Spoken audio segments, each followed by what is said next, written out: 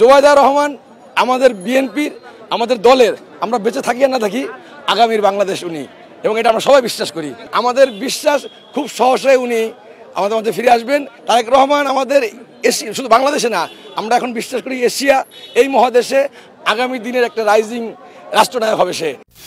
আজকে আমাদের বাংলাদেশের প্রতিটি মানুষের জন্য এবং বাংলাদেশ জাতীয়তাবাদী আদর্শের প্রতিটি নেতাকর্মীর জন্য একটি বিশেষ দিন।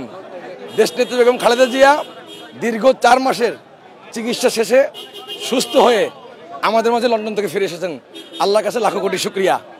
এটা হচ্ছে একটা আনন্দের দিক। আরেকটা যদি ধরেন, দীর্ঘদিন ফ্যাসিস্ট সরকার শেখ হাসিনা দেশটি থেকে এবং খালেদা জিয়া চেষ্টা করেছিল, বিনা চিকিৎসায়, অবহেলায়, অযত্নে তাকে মৃত্যুর দিকে ঠেলে দিয়েছিল। আল্লাহ পাকের অশেষ রহমতে এবং এই দেশবাসীর দোয়ায় দেশটি এবং খালেদা জিয়া বাংলাদেশে এখনো সুস্থ অবস্থায় আছেন, আমাদের মাঝে ফিরে এসেছেন। এই কারণে আমরা সবাই খুব খুশি।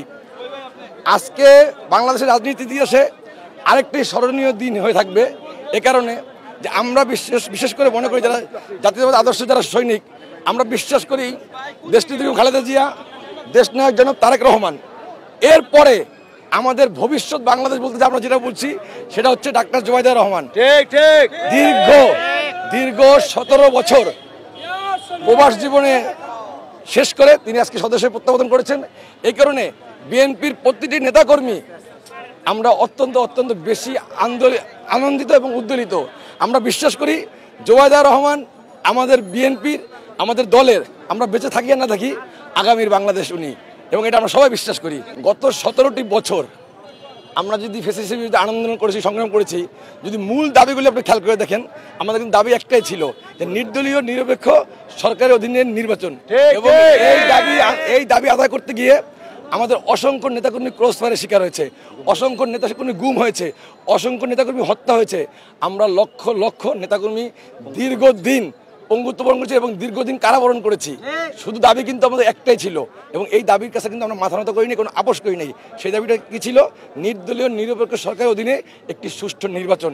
এবং আমরা ভবিষ্যতে আমাদের এই যে মূল দাবি, একটি নিরপেক্ষ সরকারের অধীনে নির্বাচন, সেই দাবি থেকে আমরা এক পাও এক চুলো পিছপা হব না ইনশাল্লাহ। আমরা অতীতে 17 বছর কষ্ট করেছি, ইনশাল্লাহ আগামী দিনও এই দাবি আদায় না হওয়া পর্যন্ত আমরা রাজপথে থাকবো, সবাই ঐক্যবদ্ধ থাকবো, দেশনায়ক জনাব তারেক রহমানের নেতৃত্ব আমরা ঐক্যবদ্ধ থাকবো ইনশাল্লাহ। আমাদের বিশ্বাস খুব সহসায় উনি আমাদের মধ্যে ফিরে আসবেন, এবং এটা নতুন বাংলাদেশ সেদিন দেখবে মানুষ। তারেক রহমান আমাদের এশিয়া, শুধু বাংলাদেশে না, আমরা এখন বিশ্বাস করি এশিয়া, এই মহাদেশে আগামী দিনের একটা রাইজিং রাষ্ট্রনায়ক হবে সে, এবং তার নেতৃত্বে বাংলাদেশ ঘুরে দাঁড়াবে, এশিয়া ঘুরে দাঁড়াবে। এবং এই নিঃশ্বাস, এই আশা, এই প্রত্যাশা বিএনপির প্রতিটি নেতাকর্মীর, এবং আমরা সবাই সেখানে সেই দিনটি অপেক্ষা আছি। তারেক রহমান অতি শীঘ্র আমাদের মাঝে বীরের বেশে ফিরে আসবে, এই প্রত্যাশা। খবরের কাগজ, নিখাত, নির্ভীক, নিরপেক্ষ।